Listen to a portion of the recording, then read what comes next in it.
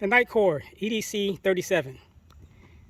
This is the new release from Nitecore, of course, and it is their most powerful EDC flashlight that they've ever put out. Yeah, I know there's a lot of videos online already about this flashlight, but I got to thinking, what if it can be more than just a flashlight? So I do have the EDC29, which is my daily carry. You know, I use it at work a lot. People are really impressed by it. I really like it. So of course I had to get the new EDC37, and these are the two only Nitecore flashlights that I own. But back to this 37, which is what the video is about. As I stated, yes, there's a lot of videos online already about this flashlight. But again, you know me, I got to thinking, what if it can be more than just a handheld flashlight? You know, my personal opinion, not that my opinion matters any, but I said to myself, I think it might be a great weapons mounted flashlight. Yep, you heard me right. An 8,000 lumen weapons mounted flashlight. Of course, yes, it has its drawbacks. Its weight, its size. The 8,000 lumens is only for a few seconds. You know, it's not really weapon rated. It does not have a replaceable battery, which is probably the biggest issues with these EDC line of flashlights. But still, I said, you know what? I'm going to mount this thing to one of my rifles to test it out and see what I think. Hint, hint, Nitecore, are you listening? Anyway, somebody in your department is, in your company is probably already on this, but here it is. So I mounted my flashlight to one of my pistols, and of course you can't see it yet, but let me flip it over.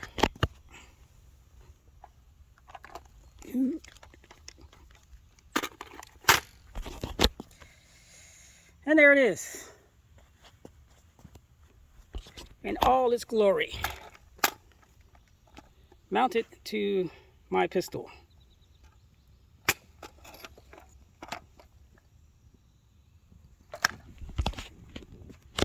So what do you think? Yeah, I don't know what to think either yet. I just mounted it. It wasn't an easy task to get that flashlight mounted up to the rail mount. I had to pull some tricks out of my sleeves, but I got it done. As you can see, I think it looks pretty cool. Yeah, I didn't take the sticker off. As a matter of fact, I haven't even tried it yet. Well, I shouldn't say that. This is my first day actually taking it out of the box, and I've had this thing for probably a week and a half now. And this is the first chance I got to get to working on this project. It's just basically a test project. You know, I just want to see how it works out. And so far, the way it looks, the way it's mounted, I'm happy with the way it turned out. Yep, you're not going to see this anywhere else but here. And it's hot as hell out here right now. Good God, it's hot as hell. But once the sun goes down, I'm going to try it out. So stay tuned. The sun has gone down. I have my Nitecore EDC37 attached still to my pistol. And I'm going to try it out here at 5 and 7 yards with the 1500 lumens. Yeah, there are lights out there, weapon mounted lights with 1500 lumens, but also the 8000 lumen, just to see what it's like being attached to this pistol and what I think of it. First up is the 1500 lumen.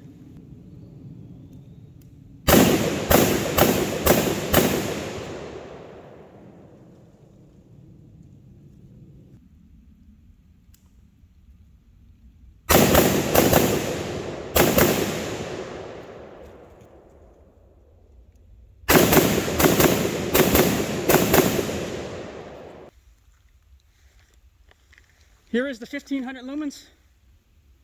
I'm back at 12 yards.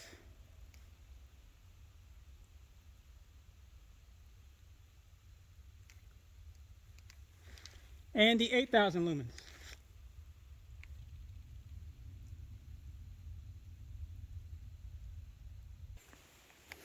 Lastly, I'll be engaging a still target at 100 yards, 8000 lumens.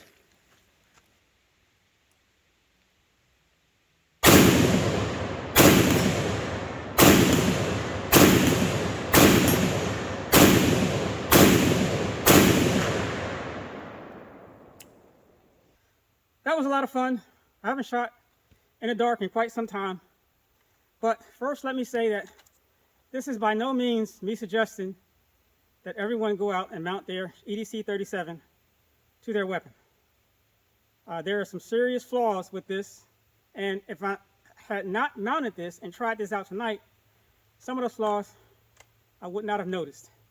And that is, on a weapon, the button here for the 8000 lumen, it needs to be extended out more so you can easily press it. Right now it's flat, so with recoil it's easy for your thumb to come off while you're pressing the button. Also, this light is not completely waterproof, so if it was, I would dunk it in the pool, but it's not. It can handle rain, it can handle splashes, but from my understanding, it's not waterproof. So that's a big issue with it. Another issue, again, as I said before, the batteries cannot be replaced. There's no pressure switch. There's no way to mount a pressure switch to it. So, but it was pretty cool. And having 8000 lumens, on video is one thing, but actually seeing it for yourself, it really brightens things up. Granted, it's only for a few seconds, but sometimes those few seconds can be all you need, especially with that much light. Another really big issue I found out with this is that when you're using the 8000 lumens, of course, it has to recharge or cool down. And unfortunately, when it does that, for a weapon-mounted light, with you holding it, it's fine, but this is actually illuminated. And I think there's pretty much there's scenarios where you would not want the side of your light illuminated when you don't want anything illuminated. So that's another issue. But I know Nitecore has a 1500 lumen weapon light out, but it would be cool for them to do something similar to this, a weapon mounted light that has the features of the EDC37, excuse me here, I can't talk, of the EDC37, but without all the downfalls, and with a pressure switch. I think that would be pretty cool. But anyway, that's it for tonight. Again, like I said, it was a lot of fun. This is just a testing thing for me, just to see how this would work out. I had an idea in my head. I said, you know what, I wanted to try it. And I made it work, and I tried it, and it was cool. But it's not something that I would solely rely on, again, for the issues, because of the issues that I stated. Anyway, thanks for watching. Till next time.